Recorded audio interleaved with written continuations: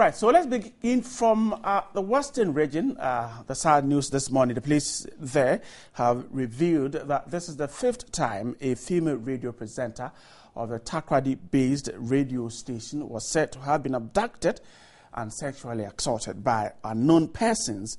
We're told that the police have recorded a total of 5 incidents in the last 2 years, and that the last incident before this one was reported in February 2015. Police sources say before she went missing last week, intelligence picked information she was going to go missing. She was said to have been abducted last week and sexually assaulted by unknown individuals. She was found on Tuesday morning, and we're told she's doing well at the Gapoha Hospital in Takoradi. We're told the worry is that her dreadlocks had been taken off, even though doctors said they could not see any marks of assault, scratches on her body. But they are waiting to do proper thorough examination. And again, the police is saying that this is the 5th time within the last 2 years that the same victim had been reported kidnapped. And we'll try hard to get in touch with the police in Takoradi precisely to give us more updates on the issue.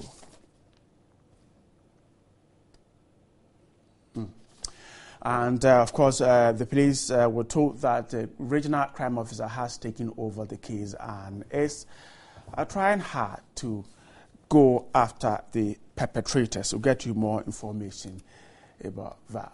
Let's speak to the doctor who actually examined the lady in question. Dr. Boateng of the Gapoha Clinic, grateful for your time. First of all, how is she doing the last time you saw her? Well, good evening to your viewers. The lady is doing quite well. As at last hour when I saw her,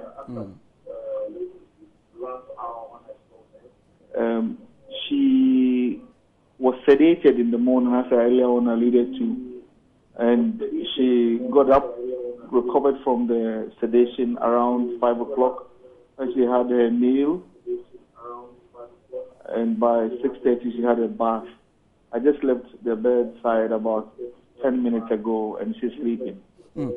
Dr. Boateng, if you can do me a favor, kindly step away from your television monitor. I'm getting some feedback here. I'm grateful. I'm grateful if you've done that. Now, some concerns have been raised that there were some procedures. If the case has to be prosecuted, the police officers will need some evidence, and those evidence could be gathered by the hospital. Have those been done? Well, we have to be very mindful of the situation in which the lady is in. Much as we appreciate that this information medically needs to be established, you also have to look at the psychological status of the lady. More so when these examinations we do is quite intimate, and having regard to the fact that she is alleged to have been sexually assaulted, if you have to do such intimate examinations, you have to be very tactful and careful. For instance, if to establish that she was sexually assaulted, now a vaginal swab will be very important here. Now, if it's not done, and then she gets out there and gets to the bathroom, can we still go ahead and do it? Of course, yes. It's not only the vaginal swab that you're looking for. You are looking for other marks of physical violence on a private part. And those are the things that we will look out for, more so than the swab. The swab is also one of the indicators. But what is most important is the marks of physical violence that she might have received around the private part. Those are quite more important. How long will it take for these things to be done? We hope that tomorrow morning we'll be able to quietly and gently do this test. The thing is, we are very mindful of her mindset. It's a very traumatizing experience, and when you have to do that, you need to be very tactful. So we have a team in place.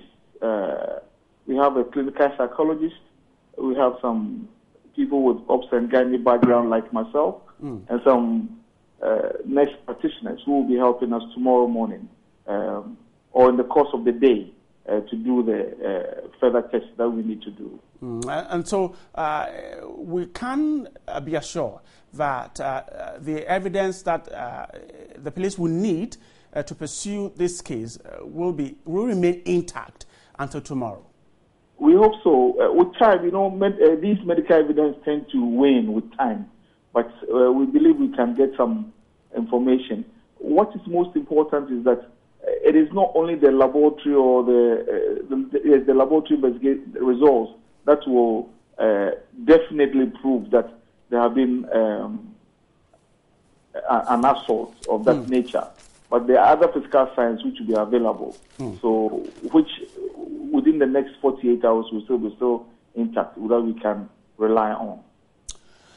Dr. Boateng, I'm so grateful for you speaking to me tonight. Dr. Boateng is with the Gapoha Hospital, and he just left the side of the lady, the bedside of lady, the radio broadcaster who was assaulted, kidnapped and assaulted. The Ministry of Gender, Children and Social Protection has just released a statement.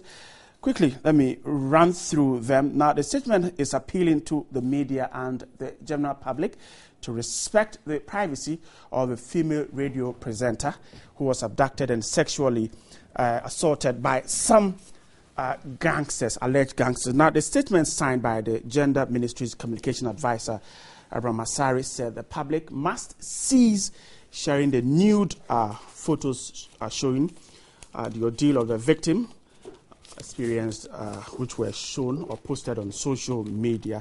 We're told that the victim whose name we're withholding was last Thursday kidnapped by some unknown persons who sexually abused her. The suspects later, were told, took photos of their act and shared that on Facebook. The ministry is describing the incidents as sad and charged the police to find the perpetrators and bring them to book. And told the statement said they will follow closely the issue and advise us and when necessary.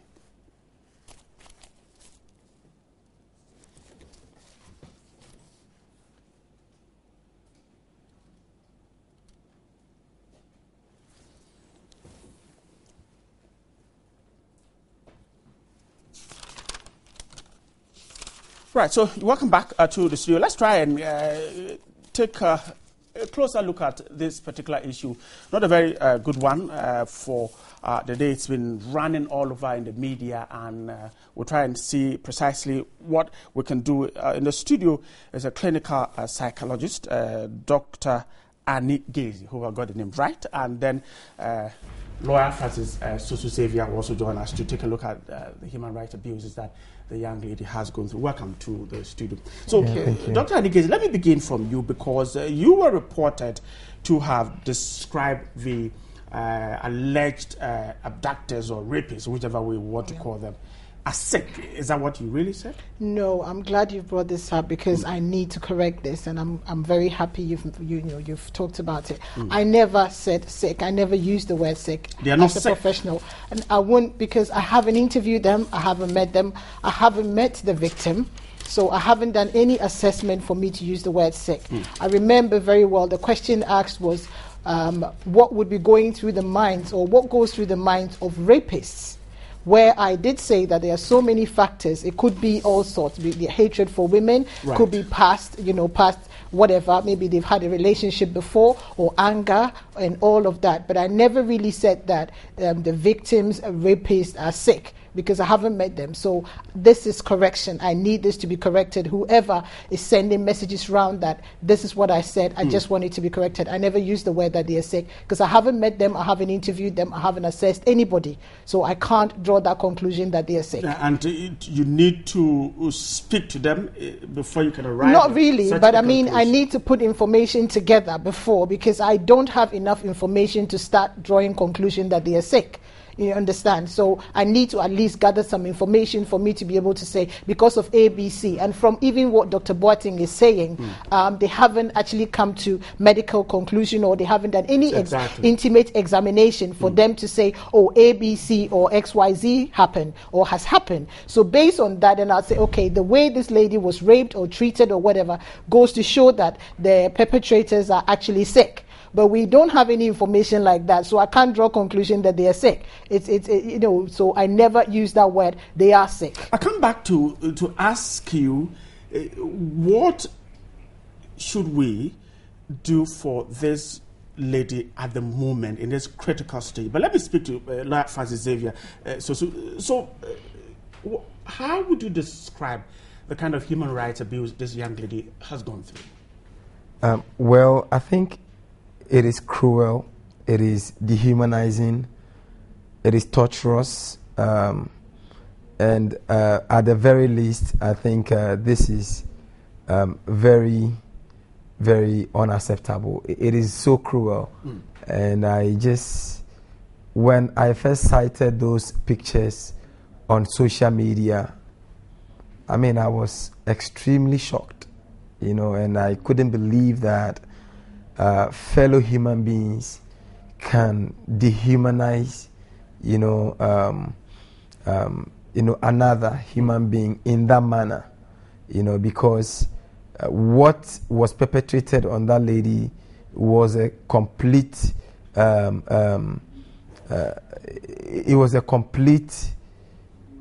don't know, the entire dignity of this lady was just depleted completely. Her personality as a human being was reduced, if you like, to nothing. And you would realize that when you look at Article 15 of our Constitution, it has said clearly that the dignity of the individual shall be inviolable. But what happened on this occasion was that the dignity of this young girl was completely violated without any caution. We'll talk about what she can do legally, but Dr. Anikezi, so in this critical stage, we're told, Dr. Boateng said he left the bedside 10 minutes ago. She's doing quite well. Psychologically, what should be done for her? One of the things which I'm glad that the Minister for Women and Gender, Children and Gender has stated that it would be good if the media and the public can back off, because that makes it very difficult for the medical team or all the team involved to actually do their work, because the focus is that's number one. A total blackout? Is that what? Not totally, but I think that right now everybody is looking for something, a piece of news or what is actually going, because people are concerned, people are worried, and I think that even ladies who work in the media are very concerned, because some of them have expressed that to me, that they're very concerned. So it's like, our safety is at stake. Doctor, what should we do? Kind of thing. But what I would say is that at the moment she needs lots and lots of support and reassurance, because I keep saying that one of the things is that trust for human being would go, whether relations, whatever. It's just, I trusted some people or human being, pardon me, have let me down. So trust is gone, loyalty is gone, fear is set in. This is somebody she might be feeling worthless at the moment. Mind might be just blank or clouded with all sorts. So what next? Who knows what? She just feels sorry for herself. She will feel sorry for herself, because the first thing she shouldn't, because at the end of the day she didn't do that to herself. But that's one of the things that she'll feel the guilt, she'll feel sorry, and even self-blame will come in, because she would end up feeling that maybe I allowed, there's something about me that allowed these people to do this to me.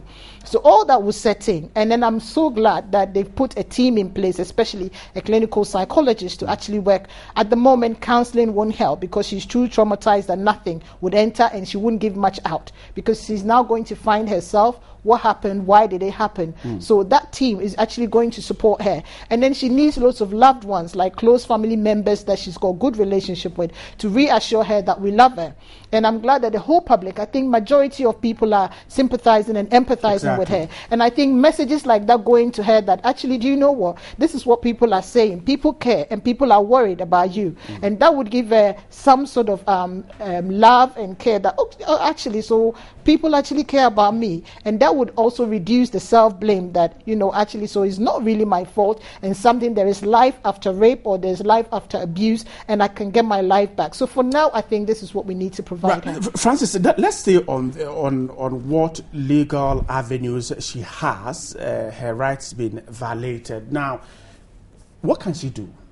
Well, I don't know what exactly she would want to do, but there are a number of options, But what I really do not understand quite about this whole incident is the fact that it is not the first time, it's not the second That's time. According to the police. So then it raises the question of her own commitment to addressing this matter legally. Because if you've been abducted before and a police, offered to support and you never give them the needed support or the cooperation that would allow the police to bring the perpetrators to book, then perhaps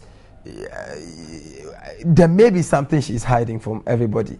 And the people would always use that as a bait. If we believe what the police is saying, that she's not been cooperative when attempts were made to investigate the first abductions. Yes, and not only that, but actually heard, on other media platforms, interviews of very close relations who have been, previous to some of these previous abductions and who have volunteered some information to the police, but she herself has not been cooperative.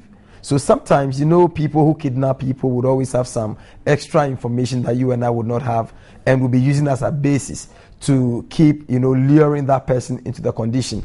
And perhaps she never want to give up that information, so she always falls victim to those people. But I believe that now that all the team are involved, clinical psychologists and, people who care, I believe they probably will be able to persuade her so she can open up and bring out the full fact. Because once this is out, it will be easier for the laws to take their normal course. Because one, the police need to arrest these perpetrators, and prosecute them. And if they are found guilty, they are sentenced so they can pay the penalty for what they did. And eventually, if the investigation can produce the one behind this whole incident, she would have a right to actually sue this person for the ordeal that the person has put, her through. So she has a number of, remedies, but I'm just doubting her own commitment to taking advantage of these remedies, given the history of this case. Dr. Gezi, so what goes into the minds of, or what runs through the minds of people who abuse others? For instance, in this case, let's try and look into the minds of these men, if indeed they did it. Okay. What was running through their heads? You've asked me that question again. Right. Okay. I would say so many factors. I mean, throughout the day, I've been hearing lots of different, and, just tonight listening to the doctor and everything, so many other additions are coming up now. But what I would say, in general, is that there might be so many, or there are so many factors why people would rape. One of them could be that maybe a rapist had very dysfunctional childhood, maybe stepmother abuse or parental abuse or whatever. So for them, it's like it could be that every woman is evil. That could be a factor. That's one factor. The other thing could be that a relationship that didn't go well at all, and somebody is very angry because they feel that you didn't treat me well, and I'll get you back. or maybe through jealousy that gets out of hand. Some also do it for pleasure. It's just for you and I, maybe we see something we call normal. For some people would be, or something we call abnormal, which this falls under abnormal behavior, because you wouldn't, as lawyer said, you wouldn't treat somebody, you wouldn't belittle and put someone so low. But for other people, they see this as, it's a bit of excitement. Few guys will come together, rape this person, put some photos on wherever, social media, people would just click, it would just circulate, everybody will get excited, media will start running around and all of that. For them, it's like, it's okay. But for some of us, will say, no, it's not okay. So all these factors could actually, some people would also think a bit of money, maybe we'll do this, somebody will tell us to shut up. Or maybe there is more to it than, and somebody is not coming out to say that actually. But the victim is actually down. So it's very difficult to get to the bottom of. So I agree with lawyer. It's very important because, as I said, there's so many factors why somebody would rape. Or maybe one of these sociopaths, psychopaths, whatever. And then in their mind, they don't see anything wrong with what has happened. And that is if that they fall into that category. They don't see anything wrong. You and I will see everything wrong with what has happened. But they would think that, you know what, it's a bit of whatever. So that it comes in that, then if someone can't put up such a behavior and does not see anything wrong, then there's something wrong somewhere. Definitely. That's why I use the word psychopath or sociopath. That means there is a dysfunction. Something has happened and they need therapy. They need help to address those issues, because some of the factors I said was maybe dysfunctional upbringing, maybe they themselves were traumatized at some point and they feel that I need to get my own back. It could be even a sister was raped or they themselves have been raped before and they just think that I need to get my own back. And the only way is to revenge. Or, you know what, I had a girlfriend who treated me, or one of them was a girlfriend. I'm just saying, I don't know. Right, so it's like payback time. A payback time. So there's so many factors. Or we're talking about a presenter. Maybe she said something on air that somebody didn't like. Okay, we'll find, a way of getting her back. Punish her. Yes. Humiliate her and everything, and we'll see if she'll come back and say something like that again. So there's so many factors why people would do something like that. Let me speak to lawyer, because one of the issues Dr. Annie Gaze is raising is that there could be something wrong upstairs. Now, under the law, how then do you try such a person if it is established that indeed this is what happened and that there's something wrong upstairs? Well, there is always a way these people are tried. In the first place, if it is established that they are not well, they would be sent to the psychiatric hospital for treatment, because we need them to be well so we can, prosecute them and appropriately sanction them.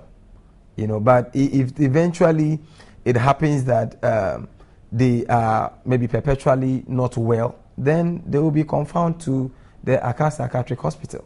There are people who have been put on, remand at the Accra Psychiatric Hospital for several years, and they are still there, because they are not fit to be in society. To stand before court. And when they are part of society, they are more likely to do more harm, than good to society. So, there are ways we can deal with those people, but I really, really doubt if you look at the pictures and all that, you can see a clear plan that was executed. In other quarters, I've heard, some conspiracy theory that she's about getting married, or some previous relationship that didn't work out, and all kinds of things. I believe that very sadly, sometimes our investigative machineries are unable to do, I'm sorry, but they are unable to do quality work to actually unravel mysteries. But I believe this is a case that we need to put on all the thinking caps, particularly the police investigators. They need to go into the finest, details of this investigation and come out. And I believe that if they do their work well, we would definitely know who is behind this, so we can properly bring that person. Some have raised the concerns that some of these human rights abuses occur daily, and yet they don't get reported. You're a human rights lawyer. Do you consistently get a report that these things are happening, and how often do you get these? Honestly, these things happen almost every day. Almost every day. There are several times, in fact, we've had several calls, and we have to physically intervene, in some of these, incidents. I mean, sometimes right in Accra here, we would have to call police so we can get to some homes and break the doors because somebody has just put up, some, if you like, this distress call that I'm in the house, my either ex-husband or ex-boyfriend want to, either rape or do something. These things happen every now and then, except that we don't get, this amount of reportage and, attention. Obviously, most of them are not media men or women, so they don't get a chance to be reported as wide as this is being reported. So it is quite pathetic. And I'm really glad that even tomorrow, the Ministry of Gender and Social Protection is having this, interministerial dialogue on gender-based violence, tomorrow. And I'm hoping that some of these issues will come up, and as a society, we'll begin to think how we can, have a holistic approach to dealing with this problem once and for all, because it is just becoming too much. Dr. Anikesi, let's begin to wrap up this conversation. Now, in your practice, have you come across such cases, and how have victims recovered, and what do you see here? Can she recover quickly, or what amount of time will she need to get herself back? Okay, I'd like to add something to that. Right, go ahead. It's very common. Such rape is very, very common. And most people don't report being raped, and then it is put on the media, or the one that not is done put on the media quietly. People, young people especially, are raped and they don't come out to say anything. Some have said, I'm not sorry I have to cut it, but some have said that sometimes some women are unable to say yes, and so the act is done forcefully, but I'm trying to put this in a very nice way.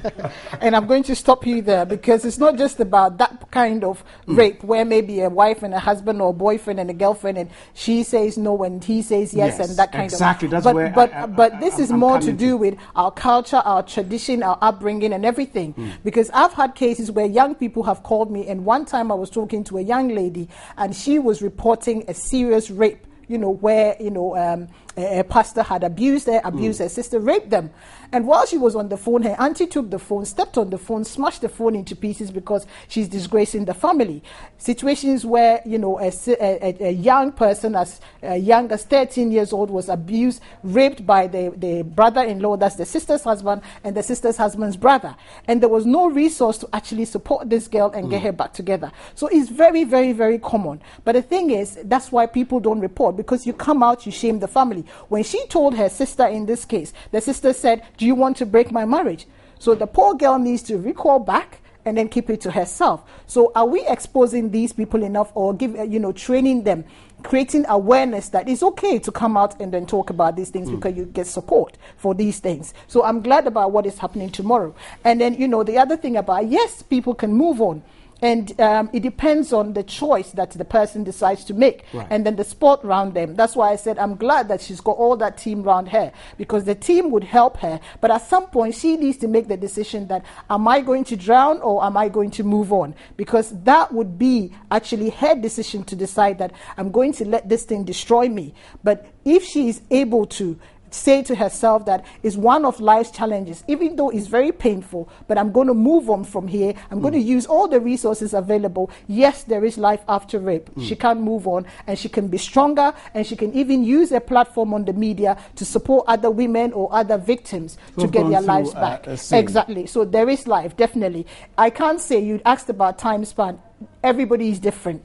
You can get somebody who would just have 1 or 2 sessions of therapy and they're fine. Somebody would have it for a month, 6 months, 1 year. It depends on the individual, and then again, it also depends on the support network they've got around them and how they respond. Some people are very sensitive. So she goes back on social media and somebody says, that's the girl that can even let her break down again. But if she's able to say that, so what? Today's news will be tomorrow's whatever, history. So let me put this behind me and move on, and people are able to positively support her. She will definitely move on. All right, let me give the last word and let's wrap up. And so you expect the police to do thorough work and be able to get to the bottom of it. But in such prosecutions, how supportive has been our judicial service? Let's wrap up on this. Well, I believe that the judicial service have been very, very supportive. In fact, when you go to court, Circuit Court 5 in Accra here, where most of these gender-based cases are heard, you would see that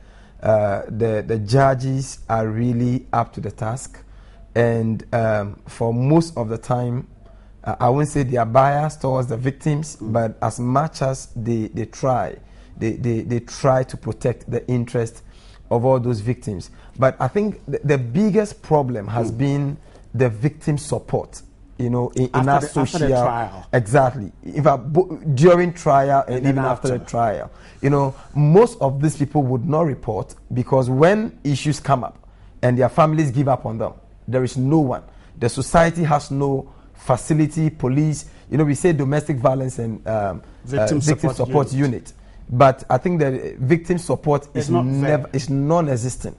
In fact, if I'm wrong, the police can correct me tomorrow.